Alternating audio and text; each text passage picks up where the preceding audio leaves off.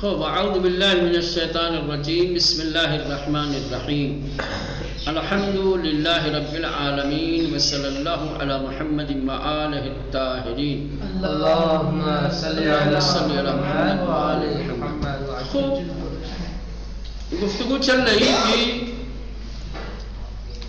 اختلافی سوروں کے سلسلے میں، وہ سورہ کہ جن کے سلسلے میں اختلاف ہے کہ یہ مکی ہے یا مدنی ہے، وہ سورہ کہ جن کے بارے میں کچھ لوگوں نے مکی کہا ہے اور کچھ لوگوں نے مدنی کہا ہے. لوگوں کی الگ الگ رائے ہے. اس میں سے شمارہ نمبر 18 تک پہنچے ہیں. سورہ مطففین یہ بھی اختلافی سورہ ہے. یعقوبی میگوید این سورہ اولین سورہ اس کی در مدینه نازل شد. اب دیکھیں یعقوبی کا دعویٰ کیا ہے کہ مدینے میں سب سے پہلا سورہ جو نازل ہوا وہ سورہ مطففین ہے، لیکن برقی نزول آندہ در بین راہ مکہ و مدینے دانستے ہیں. بعض مفسرین کا کہنا ہے کہ نہ، مدینے میں یہ سورہ نازل نہیں ہوا ہے بلکہ مکہ اور مدینے کے راستے میں نازل ہوا ہے. تو اگر یہ بھی مان لیا جائے دوسرا والا قول، تو دوسرے والے قول کے مطابق بھی مدنی ہی کہلائے گا. سمجھ رہے ہیں؟ نہ، اس حساب سے مدنی نہیں کہلایا جائے گا، چونکہ دونوں معیار اگر آپ بنا لیں، زمان کا اگر معیار بنا لیں تب بھی، چونکہ زمان والے میں کہا تھا کہ ہجرت کو اگر آپ معیار مانتے ہیں کہ ہجرت سے قبل کی مکی ہے اور ہجرت کے بعد کی مدنی ہے، تو درمیان میں کہا تھا کہ مدینے پہنچنے کے بعد معیار اس میں کیا تھا زمانے میں، مدینے پہنچنے کے بعد اب جو نازل ہوئے وہ مدنی ہے اور اس سے پہلے کی مکی. تو اگر مکے اور مدینے کے راستے میں نازل ہوئی ہو، ہجرت سے قبل نازل ہوئی ہو، تو یہ مکی ہی ہوگی. لیکن بات صورت یعقوبی نے کہا ہے کہ مکے میں پہلا نازل ہونے والا سورہ ہے. یعقوبی کوئی چھوٹا بڑا انسان نہیں ہے، بڑا مورخ ہے، بڑا مفسر ہے. جناب ایک چیز یہ بتائی تھی کہ جیسے حکم جو آیا ہے، جس پر قانون جو بنا ہے، وہ مدینے کی آیتوں سے بنا ہے، مکے کی آیتوں سے نہیں بنا ہے. کیا چیز؟ جو شریعت نافذ ہوئی ہے وہ آیتیں جو مدینے میں نازل ہوئی ہیں ان کے مطابق ہوئی ہے، یعنی مکے میں احکام نہیں ہوا ہے. کم نازل ہوئے ہیں ایسا نہیں ہے، زیادہ تر جو احکام نازل ہوئے ہیں واجبات اور فرائض کے سلسلے میں تو مدینے میں ہی نازل ہوئے ہیں. اس میں مطلب جو ہے نمازی کا جو ذکر ہے، تو یہ تو ایک معیار ہوا نا. ان معیارات کے سلسلے میں کیا کہا تھا کہ کوئی جامع اور کامل نہیں ہے، کسی ایک چیز کو معیار بنا کر کے ٹھیک ہے آپ مکی اور مدنی ہونے کی قضاوت کریں گے تو یہ صحیح نہیں ہے. لیکن بات صورت تو یعقوبی نے کہا کہ یہ پہلا سورہ ہے جو مدینے میں نازل ہوا. بعض لوگوں کا کہنا ہے کہ راستے میں نازل ہوا، لیکن جو روایتیں ہیں، جن روایتوں میں سوروں کی ترتیب نزول کو بیان کیا گیا ہے، اس کے اعتبار سے یہ مکی. گویا یعقوبی کا اور دوسرے لوگوں کا نظریہ روایت کے خلاف ہے. بلے روایات ترتیب بالاتفاق، یعنی کہ جتنی بھی روایتیں ہیں ترتیب نزول کے سلسلے میں، ان تمام روایتوں میں بالاتفاق آخری سورہ مکی شمار دیا ہے. سورہ مطففین کو مکے کی آخری سورہ شمار کیا گیا ہے، تا مکے میں نازل ہونے والا آخری سورہ سورہ مطففین ہے. ہو گیا اختلاف؟ ٹھیک، چلے اب 19واں سورہ سورہ اعلیٰ. برخی ان سورہ را مدنی شمار دیان بدلیل آئے قد افلح من تزکا و ذکر اسم ربہ فصلی کہ دربارہ نماز عید نازل شدہ اس بلے اشارے بے نماز در ان آئے جنبہ عمومی دارت و منافاتی نہ دارت کی برقی روایات آئے را بر نماز عید ہم تطبیق داتے باشن. سورہ اعلیٰ یہ بھی اختلافی سورہ ہے. ٹھیک، بعض مفسرین کا کہنا ہے کہ یہ سورہ سورہ مدنی ہے. دلیل کیا ہے مدنی ہونے کی؟ کا اس سورہ کے اندر قد افلح من تزکا وذکر اسم ربہ فصلی جیسی آیت موجود ہے، اور یہ نماز کا ذکر کیا گیا ہے کہ دربار نماز عید نازل شدہ است، عید کے سلسلے میں، جیسا کہ ابھی آپ بات کریں آ گیا شریعت کیا تھا یا واجبات و فرائض، سمجھ رہے ہیں؟ چونکہ اس سورہ کی آیت میں نماز کا تذکرہ ہے، نماز کا حکم ہے، اس لیے اس سورہ کو مدنی کہہ دیا گیا ہے، جبکہ نماز کا حکم ایک عمومی رخ اور ایک عمومی پہلو رکھتا ہے۔ کوئی منافات نہیں ہے کہ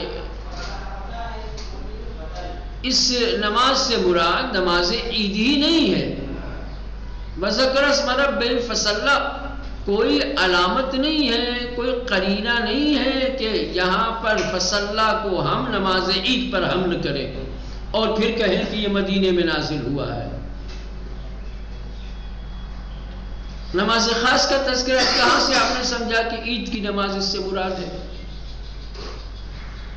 یہ تو عام ہے نا، جب عام ہے تو تمام نمازوں کو شامل ہوگی، اس میں سے ایک نماز نماز عید ہے، لیکن آپ صرف نماز عید کو بنیاد بنا کر کے اور اس آیت کو نماز عید پہ تطبیق دے کر کے پورے سورہ کو آپ مدنی کہہ دیں، یہ بات قابل قبول نہیں ہے۔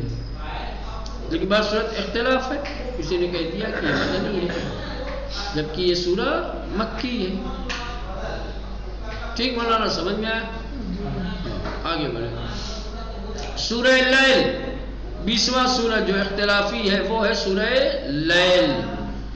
برقی ان سورہ را بدلیل روایاتی کی درشان نزول سورہ آمد مدنی شمرد اند۔ سورہ لیل قرآن میں دیکھیں گے تو مکی ہے، مکی کی فہرست میں ہے، لیکن بعض روایتیں جو اس سورہ کے شان نزول کے سلسلے میں موجود ہے اس کی بنیاد پر اس کو مدنی کہا ہے۔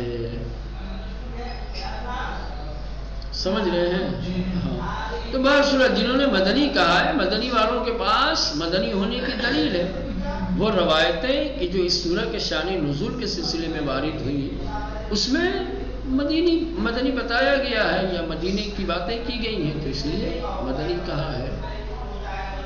اب اس کو تفصیل سے نہیں بیان کیا کہ مکی کہنے والوں نے مثلا کی کیا دلیل دی ہے یا مدنی انہوں نے کہا ہے تو مکی کیوں رکھا گیا، کس طریقے سے دلیل کی کاٹ کی ہے اور مکی ہونے والے قول کو ترجیح دی گئی ہے، یہ سب باتیں نہیں ہیں، بس اختصار کے ساتھ کیونکہ فہرست بیان کر رہے ہیں نا، مقایسہ نہیں کرنا چاہتے، اور کہنے کا مطلب یہ ہے کہ دلائل اور پھر جو ہے ان دلائل کی کاٹ کی جائے، کسی قول کو ترجیح دی جائے، کہیں کہیں دیا ہے، پہلے یہ اصل آشنائی کے لیے صرف ذکر کر رہے ہیں تاکہ آپ آشنا ہو سکے، آپ کو پتہ چل سکے کہ کون سے سورہ اختلافی ہے، مکی اور مدنی ہونے کے لحاظ سے کن سوروں کے سلسلے میں اختلاف ہے، صرف یہ بتا۔ تو چلے سورہ لیل برقی ان سورہ را بدلیل روایاتی کی، بعض مفسرین نے اس سورہ کو ان روایات کی دلیل کی بنیاد پر کہ درشان نزول سورہ آمدے جو سورہ کے شان نزول کے بارے میں وارد ہوئی ہیں مدنی شمار دیان سورہ لیل کو مدنی شمار کیا ہے۔ سورہ قدر برقی ان سورہ مدنی شمار دیان زیرہ درشان نزول آیت چنین آمدیاز کہ پیغمبر اکرم صلی اللہ علیہ وآلہ در خواب دیدن وہ زینہائی بر بالائے ممبر او رفتے اند، در حالی کہ پیغمبر در مکہ ممبر نداشت۔ ان استدلال بسیار بے پایس، زیرا لازم دیدن ممبر در خواب داشتن ممبر نیست۔ سورہ قدر یہ بھی اختلافی، اس سورہ کو بعض لوگوں نے مدنی قرار دیا ہے۔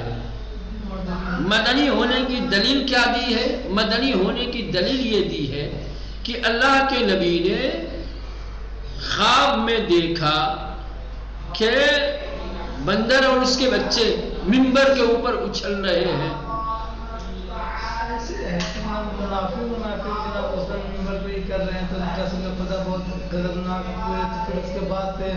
خواب دیکھا وہ والا تھوڑی، وہ دوسرا واقعہ ہے. اللہ کے نبی نے بنی امیہ کے بندر جو یعنی ان پڑھ جاہل لوگ منبر کے اوپر اچھل رہے ہیں، تو نبی کریم کے اس خواب کو دلیل بنا کر کے کیا ہے مدنی کہہ دیا. کیوں؟ کہا کہ اس لیے کہ مکے میں نبی کریم کے پاس منبر ہی نہیں تھا. تو جب مکے میں رسول خدا کے پاس منبر نہیں تھا اور اللہ کے نبی نے خواب میں منبر دیکھا ہے، تو منبر تو مدینے میں تھا. اس کا مطلب کہ سورہ اچھی بات ہے بھائی، خواب میں دیکھنا مکے میں واقعی منبر ہونے کا لازمہ تھوڑی ہے یا نہ ہونے کا لازمہ تھوڑی ہے. خواب خواب ہے. اس یہی کاٹ کی ہے، کہا کہ اللہ کے نبی نے خواب میں منبر دیکھا تھا، تو خواب میں منبر دیکھنے کا مطلب یہ تھوڑی ہے کہ مکے میں منبر ہونا ضروری ہے. بات خواب کی ہے نا، اور آپ خواب کی بنیاد پر اسی منبر کو لے کر کے دلیل بنا رہے ہیں کہ یہ سورہ مدنی ہے چونکہ مکے میں منبر نہیں تھا. مکے میں ممبر رہا ہوتا تو سورہ مکی ہو جاتا تھا. سورہ قدر برخی سورہ مدنی شمار دیاند. بعض مفسرین نے اس سورہ کو مدنی شمار کیا ہے زیرا در شان نزول آن چنین آمده است، کیونکہ اس سورہ کے شان نزول میں اس طریقے سے بیان کیا گیا ہے کہ پیغمبر اکرم صلی اللہ علیہ وآلہ وسلم نے در خواب دیدن، آپ نے خواب میں دیکھا کہ بوزینہائی بربالائے ممبر او رفتیان، کہ ممبر ان کے ممبر کے اوپر چڑھ گئے ہیں. در حالی کے جبکہ پیغمبر در مکے ممبر نہ داشت، جبکہ مکے میں پیغمبر کے پاس کوئی ممبر نہیں تھا. یہ دلیل ہے سورہ کو مدنی قرار دینے کی. یہ شان نزول یعنی ان استدلال بسیار بے پایس، یعنی یہ جو دلیل بیان کی گئی ہے یہ دلیل بے بنیاد ہے. زیرا لازم دیدن ممبر در خواب داشتن ممبر نہیں، کیونکہ خواب میں ممبر دیکھنا یہ ممبر ہونے کا لازمہ تھوڑی ہے.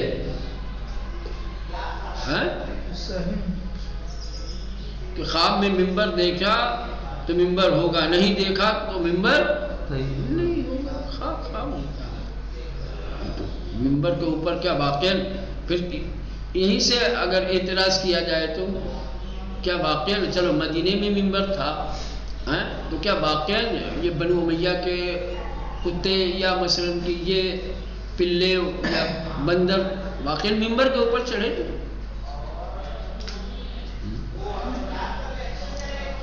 چلیں 22واں سورہ سورہ بینہ مکی ابن ابی طالب ان سورہ مکی شمرده است. سورہ بینہ کے بارے میں مکی ابن ابی طالب نے اس سورہ کو مکی قرار دیا ہے، در حالی کی روایات ترتیب بر مدنی بودن عن اتفاق داران، جبکہ روایتوں کے اعتبار سے کیا ہے یہ مدنی ہے. سورہ زلزال بلقی ان سورہ بچہت لہجے تند عن مکی شمرده. سورہ زلزال کو بعض نے اس کے تند لہجے کی وجہ سے، جو لہن ہے جو طرز تکلم ہے خطاب ہے، اس کی وجہ سے اس کو مکی قرار دیا ہے. لیکن روایات ترتیب کے اعتبار سے یہ کیا ہے مدنی ہے. سورہ عادیات قتادہ ان سورہ مدنی دانستہ ہے. سورہ عادیات کو قتادہ نے مدنی جانا ہے، وہ مستند وہ روایت ضعیفی ہے، اور اس نے دلیل جس چیز کو بنایا ہے وہ ایک ضعیف روایت ہے کہ جو قابل اعتماد نہیں ہے. سورہ تکاثر جلال الدین سیوطی ان سورہ را بدلیل شان نزول عن دربار یہود مدنی دانستہ.